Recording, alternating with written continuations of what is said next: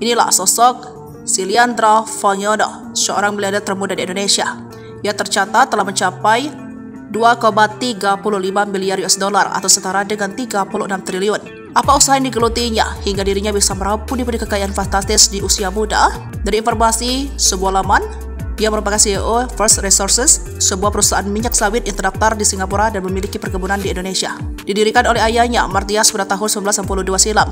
Oleh sebab itu, saat ini keluarganya telah memiliki sebagian besar saham. Perusahaan itu sendiri diketahui mempunyai 200.000 hektar perkebunan yang tersebar di Riau, Kalimantan Timur, dan Kalimantan Barat. Pada tahun 2009, Siliandra pertama kali masuk daftar 40 orang terkaya di Indonesia versi majalah Forbes. Kala itu usianya masih sangat muda, yaitu 33 tahun.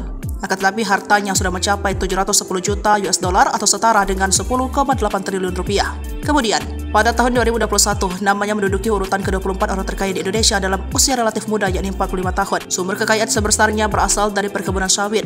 Dia merupakan generasi kedua yang mewarisi perusahaan sawit dari sang ayah. Ia merupakan CEO perusahaan yang tercatat di Bursa Efek Singapura yang banyak menguasai ratusan ribu hektar lahan sawit di Indonesia. Ia sendiri dirintis ayahnya sejak 2 dekade silam. Kegiatan bisnis inti perusahaan meliputi budidaya kelapa sawit, memanen tandan buah segar, dan mengelolanya menjadi minyak sawit mentah dan inti sawit.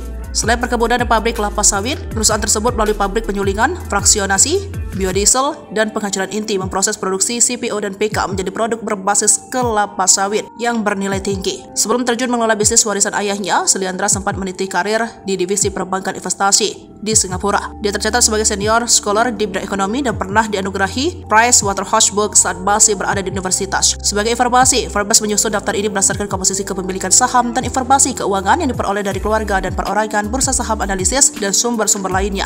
Jumlah kekayaan juga memperhitungkan kepemilikan saham yang dimiliki oleh keluarga besar. Peringkat tersebut mencantumkan kekayaan individu dan keluarga, termasuk yang dibagikan di antara kerabat. Saat ini ia berhasil menempati peringkat ke-24 orang terkaya di Indonesia versi Forbes di usianya yang menginjak 47 tahun.